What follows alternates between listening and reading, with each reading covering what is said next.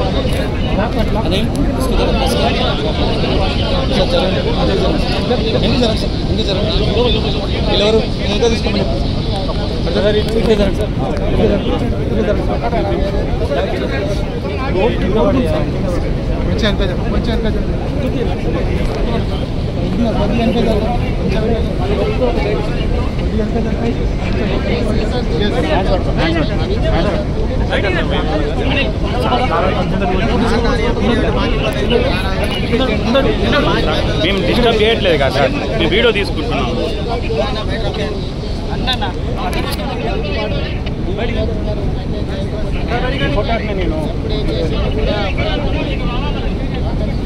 రైతులందరూ దొబ్బేస్తున్నారు, వాళ్ళందరూ తీయనీకి వస్తలేదు, మమ్మల్ని దొబ్బనికి వస్తుంది.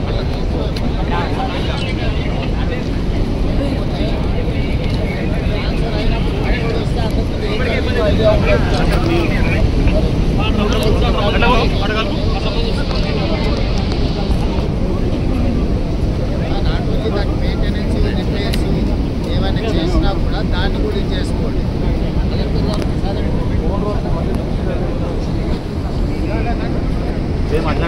అట్లానే మెల్లగా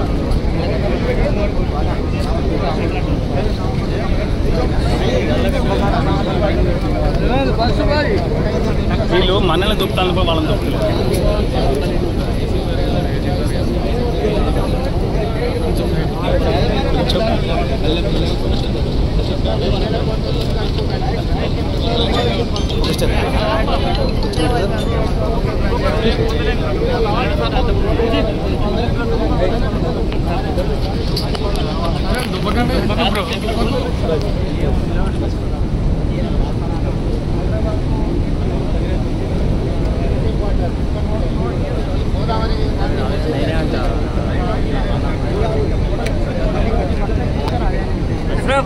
अशरफ अशरफ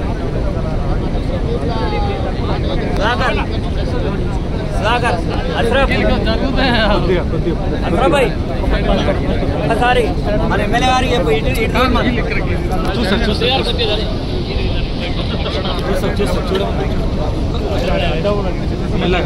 కొద్దిగా ఒక స్టార్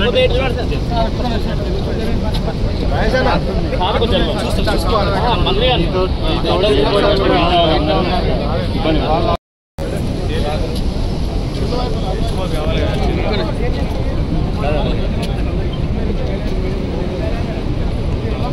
సార్ ఒకసారి తిరుగుతా అయిపోతుంది ఒకసారి ఇటు తిరుగుతా అయిపోతుంది సార్ సార్ సార్ ఒక్క ఫోటో సార్ ఒక్క ఫోటో సార్ ఒక్క నిమిషం okay very good sir Medigadda పనికి రాకుండా పోయింది ఎల్లంపల్లి పైన ఆశలు ఉన్నాయి ఏమంటారు సార్ నువ్వే చెప్తున్నావు కదా అనేది ఏముంది కొంచెం ముందు జరగండి సార్ శ్రీపాద ఎల్లంపల్లి ప్రాణవాయువు కదా గోదావరి జలాలకు అటు వెనక చూసుకోండి సార్ వెనక చూసుకోండి సార్ ఇది ఇనాగ్రేషన్ కాలేదు సార్ ఎల్లంపల్లి ప్రాజెక్ట్ ఇంకా ఎల్లంపల్లి ప్రాజెక్ట్ ఇనాగ్రేషన్ కాలేదు సార్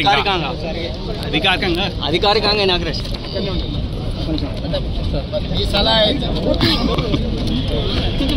ప్రాజెక్ట్ అయితే ఫంక్షనింగ్ వచ్చింది కదా వచ్చింది సార్. హైదరాబాద్ కు తాగనీకే నీళ్ళు ఇక్కడ నుంచి వస్తున్నాయి మొత్తం ప్రాజెక్ట్ ఇక్కడ నుంచి నడుస్తుంది కదా ఎంత కార్యక్రమాలు చూసుకొని ఇచ్చేస్తాం ఓకే మీకు అర్థమైంది కదా కట్టిన దానికి కూలిపోయిన దానికి నిలబడ్డదానికి ఉన్న తేడా